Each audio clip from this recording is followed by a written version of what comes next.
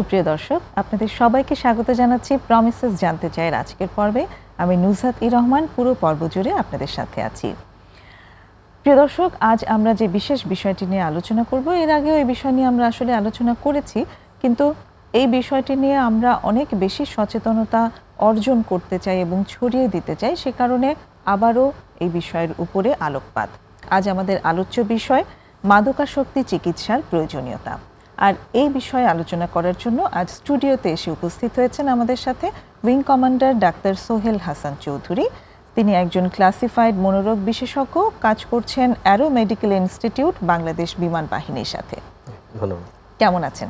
আলহামদুলিল্লাহ ভালো আছি। আপনি ভালো আছেন? জি, আমি ভালো আছি। আপনাকে আমরা আগেও এখানে পেয়েছি এবং অবশ্যই আজও আমরা এই বিষয়ের উপর আলোচনায় আশা করছি আপনার কাছ থেকে অনেক চমৎকার তথ্য পাওয়া যাবে। জি জি।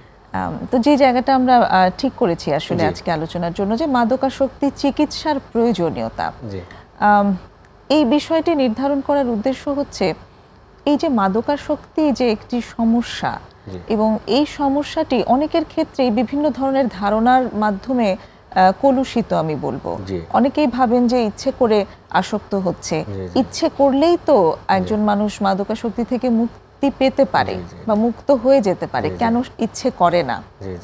এই জায়গাগুলো নিয়েই আসলে আজ আপনার সাথে আলোচনা। তো প্রথমে ওটাই জানতে চাই যে মাদকাসক্তির বিষয়টা কি আসলে ইচ্ছাধীন কোনো ব্যাপার?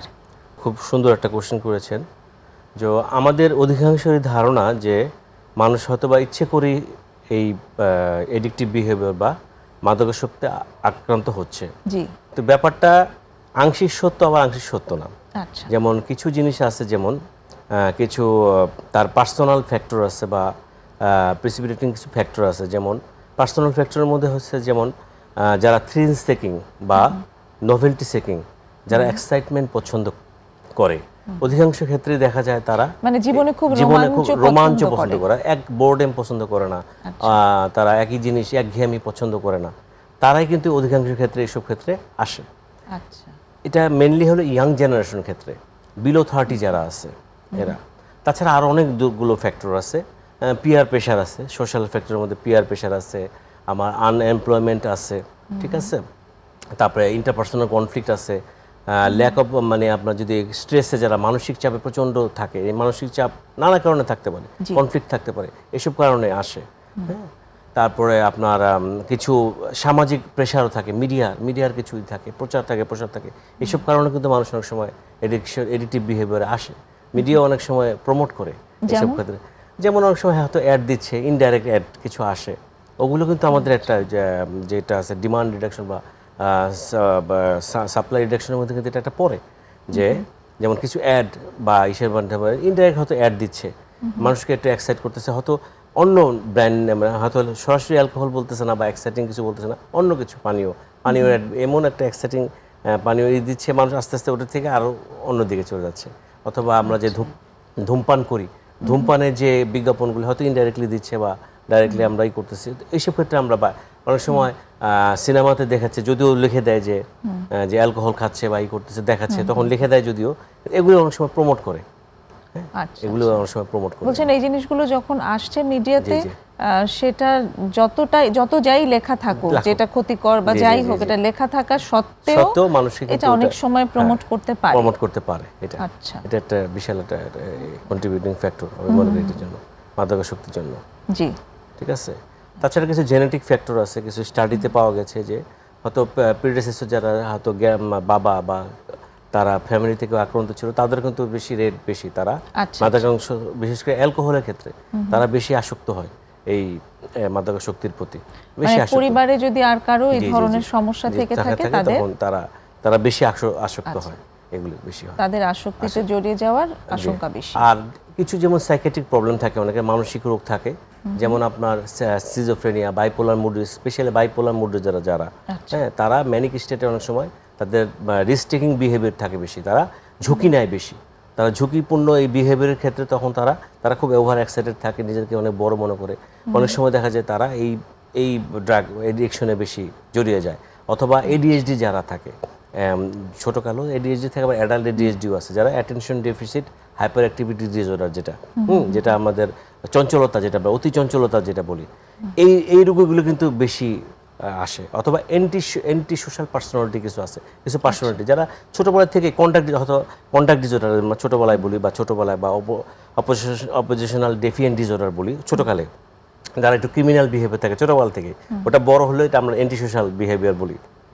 যারা অ্যান্টি সোশ্যাল, যারা একটু ক্রিমিনাল মাইন্ডেড, তাদের মধ্যে কিন্তু এই জিনিসটা বেশি, এই মাদকাসক্তি আক্রান্ত হওয়ার প্রবণতা বেশি। তো এগুলো আমাদের খেয়াল রাখতে হবে। ছোটবেলা আপব্রিঙ্গিংটা কেমন হচ্ছে, ছোটবেলা থেকে একটা বাচ্চা কিভাবে ডেভেলপ হচ্ছে, তার কি প্রপার নার্চার হচ্ছে কিনা, তার প্রপার টেক কেয়ার হচ্ছে কিনা, এগুলো আমাদের খুব দরকার। ফ্যামিলি ইজ দ্য মানে গুড ইনস্টিটিউট, মানে বেস্ট ইনস্টিটিউট, এবং it is prevention is always better than cure. মাদকাসক্তির ক্ষেত্রে অবশ্যই প্রিভেনশনের পার্টটাই বেশি আমরা মনে করি। অবশ্যই সেই জায়গাটা তো অবশ্যই, এবং সেই কারণেই আসলে আমরা এই কথাগুলো যে বলছি এরকম একটা প্ল্যাটফর্মে, আমরা মিডিয়াতেই কথা বলছি এই কারণেই, যাতে আমরা প্রিভেন্ট করতে পারি, তাই না? তো সেই কারণে আসলে প্রয়োজনীয়তা নিয়ে আমরা আরেকটা জিনিস আমি বলতে চাই এখানে, অ্যাভেলেবিলিটি অফ দি ড্রাগ। যে এখন দেখবেন যে অনেক সময় মানে স্পেশালি বাংলাদেশের ক্ষেত্রে দেখা যায় যে একটা প্রেসক্রাইব মেডিসিন, হয়তো সিডেটিভ বা হিডেটিভ, যেগুলো ঘুম প্রডিউস করে, ওগুলো কিন্তু হয়তো একজন ডক্টর লিখে দিল 10টা বা 5 দিনের জন্য, ও হয়তো প্রেসক্রিপশন বারবার দেখে দেখে নিয়ে আসতে পারতেছে, যেটা বিদেশে পসিবল না বা অন্য দেশে পসিবল না। ও বারবার হয়তো নিয়ে এসে কিন্তু এডিকশন তার বিহেভিয়ার হচ্ছে, ঠিক আছে? কাফ সিরাপ নিয়ে আসতে বারবার, যেটা একটু করে নিয়ে আসতে পারে। এটা এগুলি তো আমাদের এখানে প্রেসক্রিপশন দেখানোরও প্রয়োজন হয় না, এমনি নিয়ে আসতে পারে, এমনিতেই আনতে পারে। যেমন কিছু স্টিমুলেন্ট ড্রাগ, ট্যাপেন্ডাডল, বা যেগুলো আমরা ব্যথানাশক হিসেবে ইউজ করি, সিনথেটিক হিরোইন, যেগুলো ট্যাপেন্ডাডল, এখন যেগুলো এডিকশন হচ্ছে অনেক সময় সিনথেটিক হিরোইন, এটা কিন্তু ব্যথানাশক হিসেবে আমরা ইউজ করি, কিন্তু ওটার এডিকশন হয়ে যাচ্ছে, যেহেতু এটা হিরোইনের সাবস্টিটিউট আছে।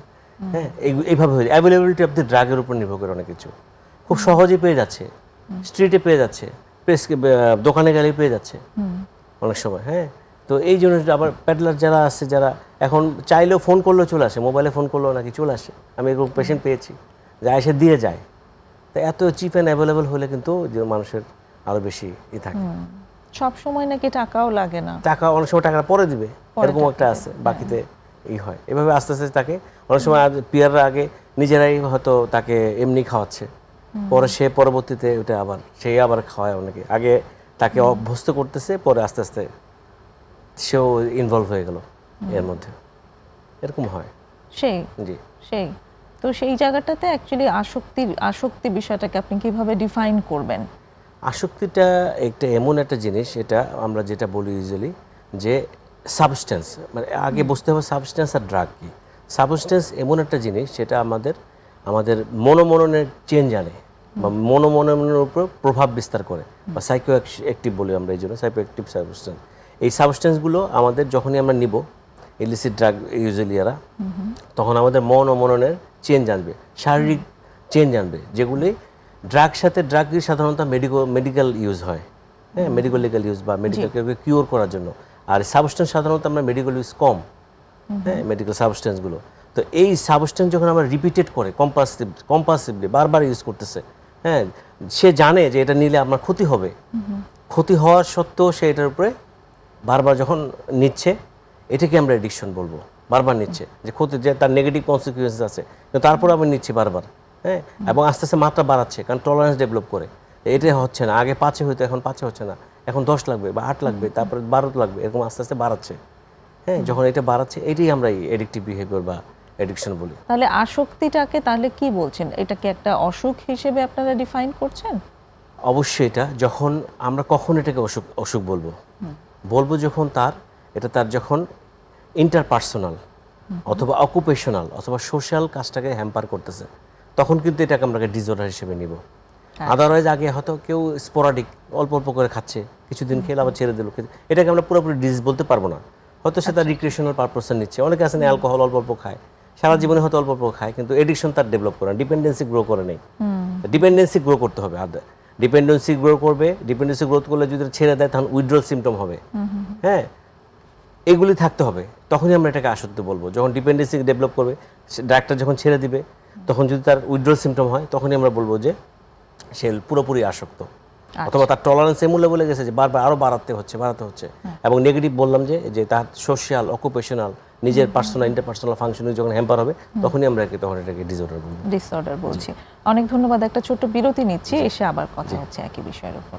ছোট্ট বিরতি নিচ্ছি প্রিয় দর্শক, ফিরে আসছি অল্পক্ষণের মধ্যেই।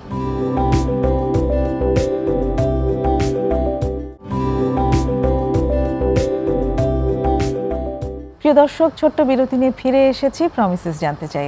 কথা হচ্ছে wing commander doctor Sohel Hasan চৌধুরীর সাথে মাদকাসক্তি চিকিৎসার প্রয়োজনীয়তা এই বিষয়ের উপর।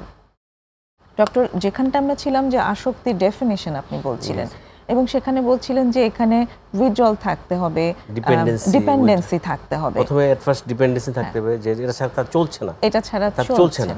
যখনই চলছে না, এটা কি শুরুতেই আসলে হয়ে যায়? না, শুরুতে হয় না। আচ্ছা, একটু যদি প্রোগ্রেশনটা বলেন আমাদের, যে কিভাবে অ্যাডিকশন এরকম হয় না।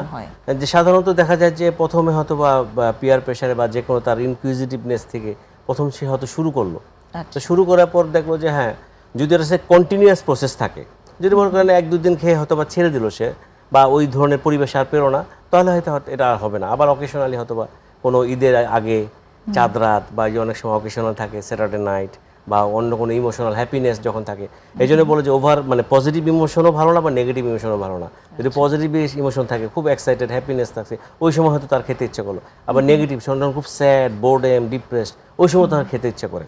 আচ্ছা, তো দেখা যায় যে যদি 1-2বার খেলো স্পোরাডিক, ওটা হলো না ডিপেন্ডেন্সি। কিন্তু যখন কন্টিনিউয়াস প্রসেস, সেটার উপরে যখন আস্তে আস্তে যে আসক্ত হয়ে যায়, যখন যে না এখন হচ্ছে আবার ক্ষেত্রে ভালোই লাগতেছে, তখন করে কি সেন্সিটাইজড হয়ে যায় আস্তে আস্তে। আমাদের যে রিওয়ার্ড সেন্টারটা ওটা তখন অ্যাডাপ্টেড হয়ে যায় এটার প্রতি, তখন সে আর এটা ছাড়তে পারে না। আস্তে আস্তে এটার উপরে আরো মাত্রা বাড়ায় চলতে থাকে। আচ্ছা, তো তার মানে ব্রেইন সিস্টেমের এখানে একটা বড় ভূমিকা আছে। এটা আমি এই জন্য বলতে চাই, আমাদের অনেকেরই ধারণাই নাই। আমরা বলি, আমি আগেও বলেছি যে আমরা মনে করি যে যারা এডিক্টেড পার্সন তাদের আমরা ক্রিমিনাল বলে, অনেকে ক্রিমিনাল মনে করি যে ক্রিমিনাল, তারা no, they are not criminal, it is a brain disorder.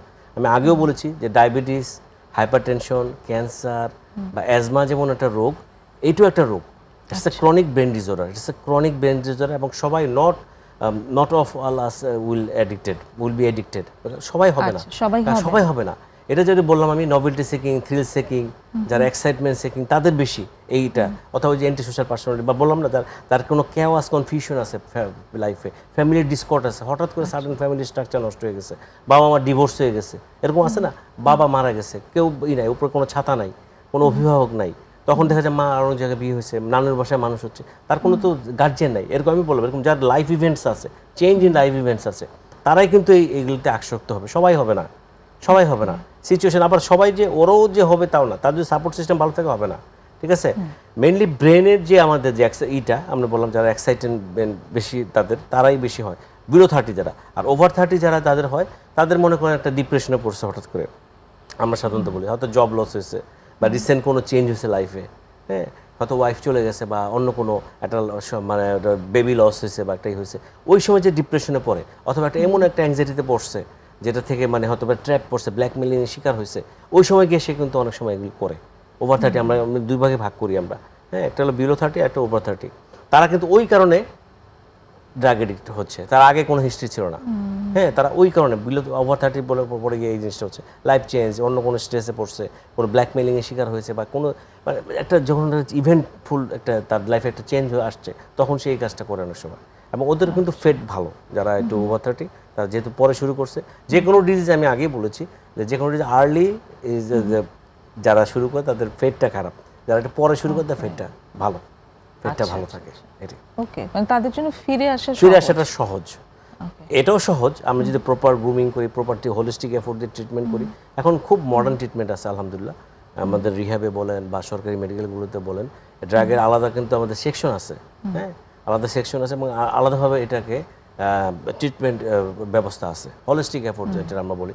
এখানে সাইকিয়াট্রিক থাকে, কাউন্সিলর থাকে, সোশ্যাল ওয়ার্কার থাকে, থেরাপিস্ট থাকে, রিক্রিয়েশনাল থেরাপিস্ট থাকে, হ্যাঁ, কনসেপ্ট এখন অনেক বদলে গেছে, এখন অনেক ধরনের আছে। সোশ্যাল ওয়ার্কার থাকে, একদম সেটা ট্রেনিং প্রাপ্ত সোশ্যাল ওয়ার্কার থাকে, বাসায় কমিউনিটি কেয়ার থাকে, একদম কমিউনিটি গিয়ে সার্ভিস দিয়ে থাকে, বাসায় গিয়ে থাকে, হাফওয়ে হোম, অনেক সময় হসপিটাল আসতে পারে না, একটা পরিচিত জায়গায় হাফওয়ে হোম বিদেশে আছে, আমাদের দেশে এখনো হয়তো ওই কনসেপ্টটা হয় নাই। আমরা ওই রিহ্যাবগুলোতে বলতে পারি হাফওয়ে হোম টাইপ, কিছুদিন রেখেই করে। এবং আমি দেখেছি আমরা অনেক জায়গায় কাজ করি রিহ্যাবে, তো দেখেছি ওখানে আমাদের ওখান থেকে যে রাইট নাও আমার আন্ডারে 2-1টা পেশেন্ট ভর্তি আছে, তারা কিন্তু এখান থেকে পরীক্ষাও দিচ্ছে, এ লেভেল পরীক্ষা দিচ্ছে। এটা যে আমরা মনে করি যে না আমি একটা জায়গায় কনফাইন হয়ে গেলাম, আমি ওখানে ভর্তি হলে আর আমার কোনো লাইফই নাই, না, আমরা ওইভাবে তাকে ডিটক্সিফিকেশন করে তাকে একটা পর্যায়ে নিয়ে এসে সে কিন্তু এখন পরীক্ষা দিতে পারছে। আমার আন্ডারে একটা ছেলে এখন ভর্তি আছে, এটা মানে এই ট্রিটমেন্ট নিতে নিতে স্বাভাবিক জীবন যাপন কন্টিনিউ করা সম্ভব। এই ট্রিটমেন্ট দেওয়ার উদ্দেশ্য হলো তাকে আবার মেইন স্ট্রিমে ফিরে নিয়ে আসা, তাকে মূল ধারায় আবার ফিরে নিয়ে আসতে হবে। সে তো ক্রিমিনাল না, তার একটা এডিকটিভ বিহেভিয়ার হচ্ছে ব্রেন ডিসঅর্ডার, এটাকে আমাদের, এবং এটা ল্যাপস এবং রিল্যাপস থাকবেই। ল্যাপস হলো এই বিষয়টা কি, এটা আমি বলি, lapse and relapse very important, এটা অনেকেই হয়তো বা বুঝতে পারে না, কিন্তু জানতে হবে আমাদের। ল্যাপস হলো মনে করেন একটা আমি অ্যালকোহল খেয়েছি বা হিরোইন খেয়েছি বা ইয়াবা খেয়েছি, কিছুদিন খাওয়ার পর আমি ছেড়ে দিলাম, আমি আর ওদিকে যাই নাই, এটা ল্যাপস। আর রিল্যাপসটা কি, আমি খেয়েছি কিন্তু আমাকে ধরে রাখতে পারতেছি না, আবার পরে গিয়ে আবার খেলাম, এটা রিল্যাপস হচ্ছে। আচ্ছা, এই রিল্যাপসটা কিন্তু আবার 3-4 ধরনের, ইমোশনাল রিল্যাপস আছে, মেন্টাল রিল্যাপস আছে, ফিজিক্যাল রিল্যাপস আছে। আচ্ছা, একটু যদি সবটাই আমরা জানতে পারি। আমি যদি বলি ইমোশনাল রিল্যাপস, আপনি মনে করেন একটা লোক মানে ক্লিন হয়ে গেছে, ক্লিন মানে কি, সে আগে ড্রাগ খেত, এখন তাকে রিহ্যাব বা প্রপার চিকিৎসা নেওয়ার পর সে এখন ভালো হয়েছে, ভালো হওয়ার পর এখন সে বাসায় গেল বা তার কর্মক্ষেত্রে গেল, এখন যাওয়ার পর সে দেখতেছে যে না, তার ঘুম ঠিক মতো হচ্ছে না, কনসেন্ট্রেশন দিতে পারতেছে না কাজে, মেমোরিটা ঠিক মতো কাজ করতেছে না, হ্যাঁ, সব কিছু কেমন জানি লাগতেছে, এটা আমরা ইমোশনাল, এটা একটা ইমোশনাল ব্যাপার তার, হ্যাঁ। আর মেন্টাল রিল্যাপসটা কেমন, সে দেখা গেলো যে আগের সে roaming around the previous thinking, যে আবার সে আমি কি সুখে ছিলাম যখন খাইতাম, ওখানে গিয়ে ওই বন্ধুর সাথে ওই টানটা দিয়েছি ওই জায়গাটায়, মানে প্রিঅকুপাইড থাকতেছে, সে মিথ্যা কথা বলতেছে ফ্যামিলি মেম্বারের সাথে, বসের সাথে, সবার কলিগ দিচ্ছে মিথ্যা কথা, এটা কিন্তু ওয়ার্নিং সাইন, এগুলো মিথ্যা কথা বলতেছে, কাজে দেরি করে আসতেছে, হ্যাঁ, এগুলো কিন্তু মেন্টাল রিল্যাপস। আর আগেটা বললাম ইমোশনাল রিল্যাপস, ঠিক আছে।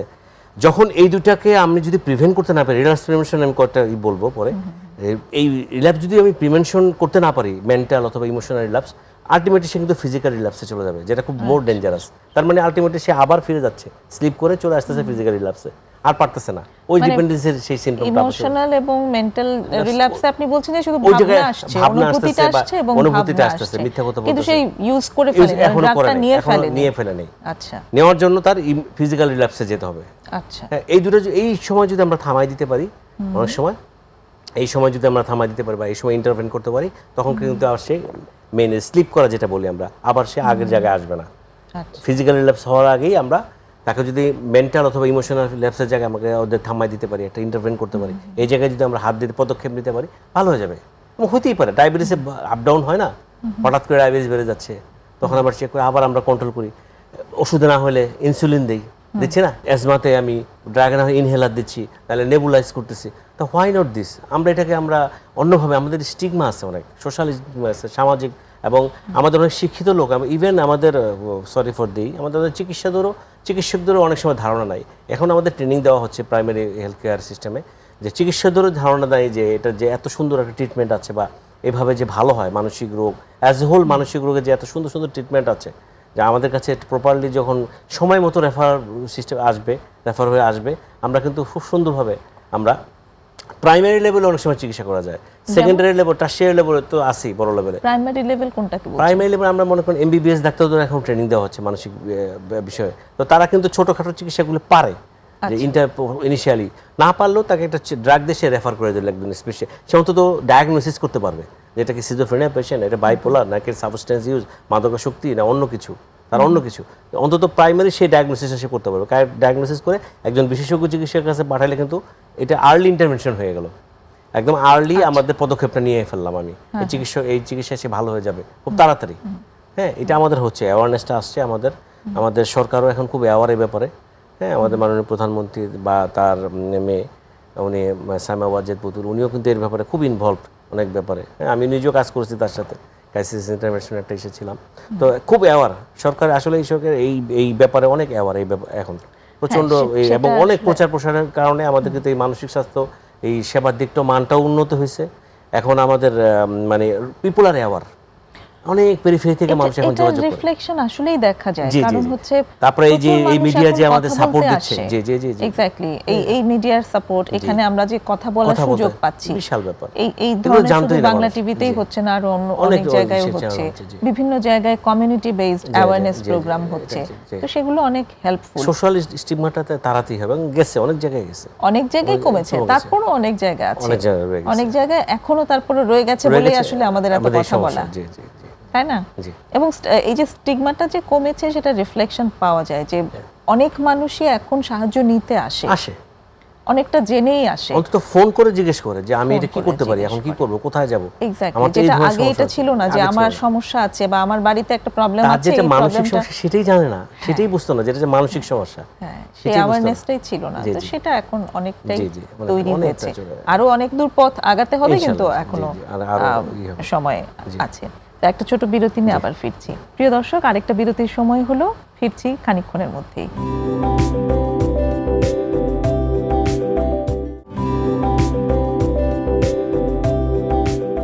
ফিরে এলাম ছোট্ট বিরতি নিয়ে। প্রমিসেস জানতে চাই আরও একবার, কথা হচ্ছে মাদকাসক্তি চিকিৎসার প্রয়োজনীয়তা নিয়ে wing commander doctor Sohel Hasan চৌধুরীর সাথে। ডক্টর, আমরা যেখানটায় ছিলাম যে মাদকাসক্তি কে আপনি একটা রোগ হিসেবে আইডেন্টিফাই করছেন, যেটাকে চিকিৎসার মাধ্যমে নিরাময় করা সম্ভব। এই নিরাময়ের জায়গাটা আমি আরেকটু শুনতে চাই, যেটা আসলেই প্রয়োজন, যে এটা নিরাময় কেন বলা হচ্ছে? নিরাময় এই জন্য বলা হচ্ছে যে যদি আমি প্রপার ট্রিটমেন্ট বা প্রপার চিকিৎসা ব্যবস্থার মধ্যে থাকি, বা আমি যদি মেইনটেনেন্সের মধ্যে থাকি, ফলো আপের মধ্যে থাকি, এটা অবশ্যই একটা নিরাময়যোগ্য রোগ। আচ্ছা, নির্মূল নয় কেন? আচ্ছা, নির্মূল এটা করতে গেলে, এটা নির্মূল অন্য ব্যাপার। নির্মূলটা যদি আমি বলতে চাই, তাহলে এটাকে 3টা প্রসেস আমাদের অবশ্যই ফলো করতে হবে। বলবো এটা এখন বলি, 3টা প্রসেস অবশ্যই বলতে, সেটা ফলো করতে হবে। 1 নম্বর হলো আমাদের যেটা করবে যে আমাদের ডিমান্ডটাকে রিডাকশন করতে হবে, ডিমান্ডটাকে, চাহিদাটাকে কমাতে হবে। আচ্ছা, তো ডিমান্ডটাকে কমাতে আমরা কিভাবে করতে পারি? ওই যে অ্যাওয়ার করে, এই যে অ্যাওয়ারনেস হচ্ছে যে এগুলি খারাপ দিক, এর ক্ষতিকর দিক আছে, কি কি ফিজিক্যাল হার্ম করে, কি কি মানসিক ক্ষতি করে, কি কি সামাজিক ক্ষতি করে, হ্যাঁ, ইন্টারপার্সোনাল কি কি ক্ষতি করে, যখন প্রচার করবো বেশি জানবে মানুষ। তো হ্যাঁ, লিফলেটের মাধ্যমে বা যে মিডিয়ার মাধ্যমে আমরা প্রচার করবো, তখন আমরা এই ডিমান্ডটাকে করা যাবে, রিডাকশন করা যাবে।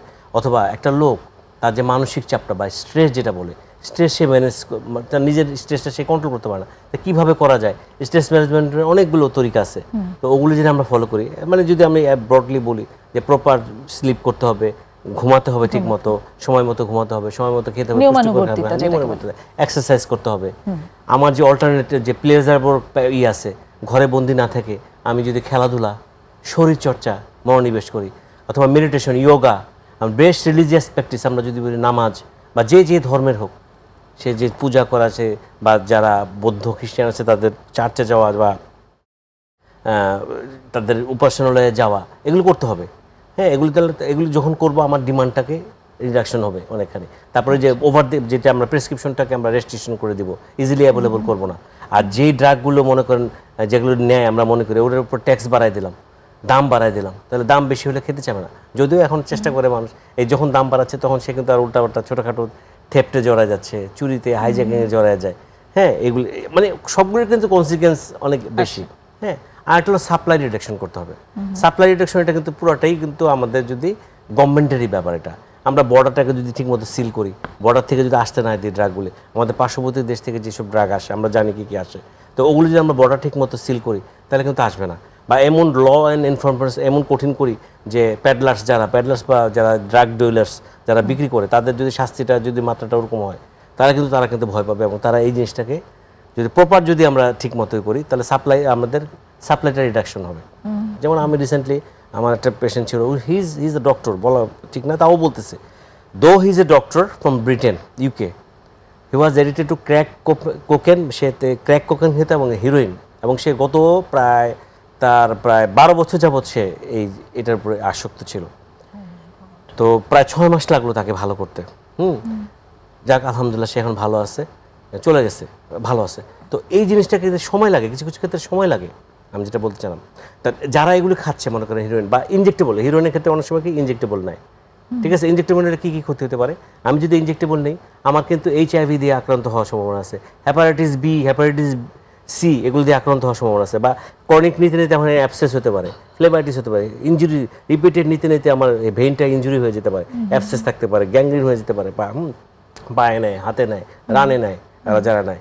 তো এই তাছাড়া আরেকটা কী হয়, যারা যে বলো বাইপোলার বা এডিএইচডি বা অ্যান্টিসোশ্যাল যারা, ক্রিমিনাল যারা, তারা করে কি এই তাদের হাই রিস্ক বিহেভিয়ার থাকে। তারা নট অনলি দ্যাট, তারা আবার হাই সেক্সুয়াল বিহেভিয়ার থাকে, মেলামেশা করতেছে, তারা প্রস্টিটিউটের সাথে মেলামেশা করতেছে, পতিতালয়ে যাচ্ছে, এদিক ওদিক যাচ্ছে, রেকলেস বিহেভিয়ার থাকে তাদের। তো ওই জায়গায় আমরা হার্ম রিডাকশনের ক্ষেত্রে করি নিডল এক্সচেঞ্জ প্রোগ্রাম আছে, যে ঠিক আছে তুই নিডল বাবা নিডল কী করবি, তার পরিষ্কার প্রতিবার নিডল নিয়ে যা। আমি মালয়েশিয়া একটা কোর্স করেছিলাম, এখন দেখছি ওদের নিডল এক্সচেঞ্জ প্রোগ্রাম আছে, বাংলাদেশে এখনো হয় নাই বোধহয়, এটা হয়তো বা ছোটো আকারে এনআইএমএচে আছে। এই আমরা নিডল হয়তো দিয়ে দিলাম, ফ্রেশ নিডলস। অথবা কি যারা হিরোইনের সাবস্টিটিউট কিছু থেরাপি আছে, যেমন বুপ্রিনরফিন আছে, এই যে আমাদের দেশে এখন অ্যাভেলেবল না। ম্যাথাডন ছোটো আকারে আছে আইসিডিআরবিতে, হিরোইনের সাবস্টিটিউট, মানে হিরোইন যেই এফেক্টটা প্রডিউস করে ওই সেম এফেক্ট প্রডিউস করে, লিকুইড একটা ম্যাথাডন। তো ওইটা কি লেস হার্মফুল, মানে আপনার এটা দিতে হচ্ছে না, আইভি দিতে হচ্ছে না, লেস হার্ম, ওটা একই কাজ করবে। তো আমি দেখছি ওখানে ডক্টররা, মালয়েশিয়ার ডক্টররা, অনেক নাইট গার্ড, তারা কিন্তু এই সাবস্টিটিউট থেরাপি নিয়ে 10 বছর 12 বছর যাবত ঠিকই তার লাইফ স্প্যান চালায় যাচ্ছে, তার পরিবারটাও টিকে আছে, সে কিন্তু ঠিকমতো কাজও করে যাচ্ছে। হার্মটা রিডাকশন করা যায় অনেক সময়। বা ওই যে সেক্সুয়াল হাই সেক্সুয়াল তাকে কন্ডম সাপ্লাই দেওয়া, আমি দেখছি কন্ডম সাপ্লাই দিচ্ছে, আমাদের দেশে হয়তো দেয়, আমি জানি না, কন্ডম সাপ্লাই দেওয়া, বা কীভাবে স্যার কন্ট্রাসেপটিভ অন্য অন্য মেথড কীভাবে ইউজ করা যায়, স্পেশালি কন্ডমই দিলে মহিলাদের কন্ডম বা পুরুষের কন্ডম সাপ্লাই দিলে আমরা হার্মটা রিডাকশন করতে পারি। তো এইটা একটা ওয়ান ওয়ে, আমরা এইভাবে আমরা এটাকে করতে পারি। আচ্ছা, তো এখানে নির্মূল করার মানে বলছেন যে এটার অ্যাভেলেবিলিটি কমানো, ডিমান্ডটা কমানো, সাপ্লাই কমানো, যে কোনোভাবে ড্রাগটা ব্যবহার না হলে আসলে এটা নির্মূল হবে। মোট কথা অ্যাবস্টিনেন্স থাকতে হবে, অ্যাবস্টিনেন্স যদি না করি আমি আমার প্রশ্নটা আরেকটা জায়গায়, সেটা হচ্ছে যে এই মানে এই যে রোগ, আসক্তিটা যে একটা রোগ হয়ে আসলো শরীরে, এটাকে আমরা নিরাময় বলছি। এটা আসলে মানে নিরাময় বলতে বোঝাচ্ছে যে এটাকে কমানো সম্ভব। নিরাময় মানে কিওরই বলা যায়, সময় আমরা যদি একদম চলে যায়, হ্যাঁ যাবে। আমাদের তো অনেক প্রমাণ আছে, যারা অনেক সময় দেখবেন যে আমরা বলি যে সে রিহ্যাব এডিক্ট অনেক সময় বলা হয়, যে একসময় সে একসময় ড্রাগে এডিকশন ছিল। অনেক বড় বড় আছে কিন্তু আমাদের বড় বড় মানে পরিচালক, সিঙ্গার, অভিনেতা, বড় বড় ডক্টর, ইঞ্জিনিয়ার আছে, তারা কিন্তু একসময় এডিক্ট ছিল, কিন্তু এখন তারা নর্মাল লাইফ আছে, মেইন স্ট্রিমে আছে।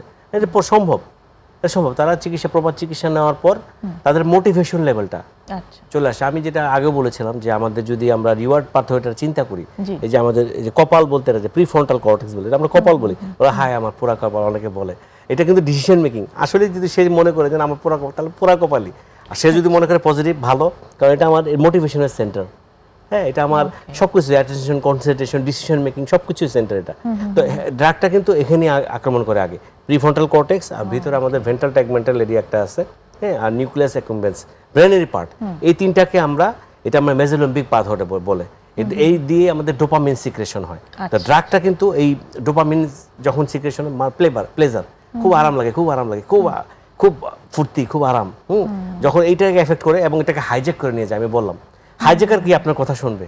হাইজ্যাকার আপনার কথা শুনবে না, আগেও বলছি। ড্রাগটা যখন আপনাকে ও হাইজ্যাক করে, ও সেন্টারটা আপনার প্লেজারেবল সেন্টারটাকে নিয়ে নিছে, ডিসিশন মেকিং এর সেন্টারটা নিয়ে নিছে, মোটিভেশনের সেন্টারকে ও নিয়ে নিছে। আচ্ছা, তো আপনার তো মোটিভেশন থাকবে না। এই জন্য আমরা যখন ড্রাগ ট্রিটমেন্ট দিতে আসি, তার মোটিভেশন লেভেলটা দেখি। ওটা একটা ফর্মুলা আছে, আমরা ওটা দেখি সে কোন স্টেজ আছে, প্রি কন্টেম্পোরারি স্টেজে আছে না কন্টেম্পোরারি স্টেজে আছে, অথবা এটার পর যখন সে ডিসিশন মেকিংয়ে নেয়, তারপরে অ্যাকশন নেয়, তারপরে অ্যাকশন নেওয়ার পর সে মেনটেন করে, আবার মেনটেন না করতে বলে আবার রিল্যাপস আসে, একটা সাইকেল এটা। তো আমরা ওগুলি ইভালুয়েট করি, ইভালুয়েট করলে বোঝা যায় সে কি এখন রেডি, সে কি হবে, তার মোটিভেশনটা কি আছে কিনা, যে চেঞ্জ, মোটিভেশন টু চেঞ্জ, এটা আছে কিনা। তো কাজেই তার উপরে ট্রিটমেন্টটা তখন ইম্পোজ করবার প্রয়োজন হয়। অনেক সময় বাসা থেকে নিয়ে আসি, অনেক সময় জোর করে পুলিশ সেজে নিয়ে আসা হয়, র্যাবের লোক সেজে নিয়ে আসে, কথা শুনতেছে না কারো, দরজা ভেঙে নিয়ে আসা হয়, কারণ ওকে বাঁচাতে হবে, ফ্যামিলিটাকে বাঁচাতে হবে, তাই না, হ্যাম্পার করতেছে সে। অনেক চমৎকার আলোচনা হচ্ছে আসলে। আরেকটা বিরতির সময় হলো, ফিরে এসে আবার কথা হচ্ছে। প্রিয় দর্শক, আরেকটা বিরতি নিচ্ছি, সঙ্গেই থাকবেন আশা করছি।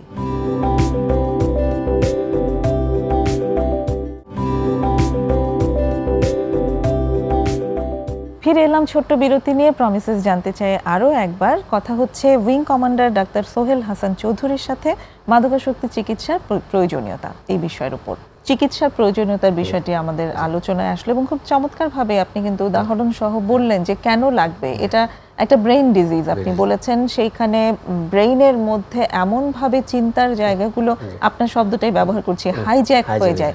ড্রাগ এটা হাইজ্যাক করে নেয়, যে কারণে মানুষের ওই জায়গাটাতেই ট্রিটমেন্টের দরকার হয়। তখন আর বিষয়টা কমপ্লিট মেন্টাল থাকে না, এটা একটা ফিজিক্যাল জায়গাও ক্রিয়েট করে। তার মানে এই চিকিৎসাটা ফিজিক্যাল এবং ইমোশনাল দুরকমই আছে, দুরকমের ট্রিটমেন্ট সহই তাহলে এই চিকিৎসাটা প্রদান করতে হয়। একটু চিকিৎসার প্রসিডিওরটা সম্পর্কে এবার জানতে চাই। আমরা যে কোনো চিকিৎসায় সাইকিয়াট্রি আমরা যেগুলি আমরা যদি মানসিক রোগের চিকিৎসা আমরা সবসময় এটা ফলো করি বায়ো সাইকো সোশ্যাল মডেল। মানে বায়োলজিক্যাল মধ্যে আর কি এই ট্রিটমেন্টগুলো যেটা আমরা ওষুধ দিয়ে যেগুলো চিকিৎসা করি এটা বলে বায়োলজিক্যাল ট্রিটমেন্ট। যেমন এখানে আমরা যেটা করি, আমরা তাকে ডিটক্সিফিকেশনের কিছু মেডিসিন আছে আমরা ওগুলিতে করি ডিটক্সিফিকেশন, অথবা অ্যান্টি ক্র্যাভিং। ক্র্যাভিং মানে কি? ওই যে বেড়া ওঠা যেটা বলে, যে নিতেই হবে এই যে বেড়া ওঠা তার, যে এই ওষুধ এই ড্রাগটা নিতেই হবে বা এই কাজটা করতেই হবে। অ্যান্টি ক্র্যাভিং কিছু মেডিসিন আছে, সব মেডিসিনের নাই, সব ড্রাগের নাই, সব সাবস্টেন্সের নাই, কিছু সাবস্টেন্সে কিন্তু অ্যান্টি ক্র্যাভিং মেডিসিন আছে আমরা, এবং ওভার জেনারেলাইজড কিছু মেডিসিন আছে যেটা আমরা অ্যান্টি ক্র্যাভিং ড্রাগ দিয়ে চিকিৎসা করি। অথবা সাবস্টিটিউট থেরাপি, ওই যে আমি বললাম ওই যে হিরোইনের পরিবর্তে মেথাডোন দিয়ে চিকিৎসা করতেছে, ঠিক আছে? তো এই ড্রাগ দিয়ে আমরা বায়োলজিক্যাল কিছু ট্রিটমেন্ট করি, অথবা সিমটোমেটিক ট্রিটমেন্ট করা হয় আমাদের। হ্যাঁ, সিমটোমেটিক, যেমন হিরোইনের অনেক সময় ডায়রিয়া হয়, পেটে ব্যথা হয়, সিমটোমেটিক ডায়রিয়া চিকিৎসা করতে হবে, ওগুলো করতে হবে।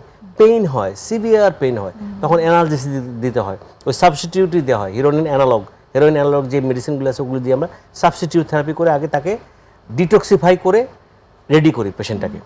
সাইমালটেনাসলি যখন সে একটা পর্যায়ে আসে ভালোর দিকে একটু, যখন তার উইথড্রল এই সিমটমগুলো যেটা বললাম ডিপেন্ডেন্সের উইথড্রলটা আসে, যেহেতু তার ছেড়ে দিচ্ছি ওই ড্রাগ থেকে, আমরা রিহ্যাবে ভর্তি করে ড্রাগটা তো দিচ্ছি না, এখন তো তার উইথড্রল সিমটম আসবে। এই উইথড্রলটাকে আমরা যখন ম্যানেজ করি অ্যান্টি ক্র্যাভিং ড্রাগ দিয়ে বা কিছু প্রসেস আছে ওগুলো আমরা ফলো করি, অ্যান্টি ক্র্যাভিং ড্রাগ দিই বা সাবস্টিটিউট থেরাপি দিই। হ্যাঁ, এগুলো দেওয়ার পর যখন সে একটা পর্যায়ে আসে তখন আমরা ফার্দার হেরে যাই, আমরা যে সাইকোলজিক্যাল যেটা ট্রিটমেন্ট, এটা আমরা ইনসাইট ওরিয়েন্ট সাইকোথেরাপি অথবা ইন্ডিভিজুয়াল থেরাপি, গ্রুপ থেরাপি যেগুলো আসে, গ্রুপ থেরাপিতে আসে, কাউন্সিলর আছে ইন্ডিভিজুয়ালি বসে ওগুলো কাজ করে। সিবিটি দেওয়া হয়, একটু আরটু ডেভেলপ হলে সে একটা সিবিটি দেওয়া হচ্ছে। হ্যাঁ, তবে ডাইনামিক অন্য কোনো থেরাপির দরকার হলে দেবে।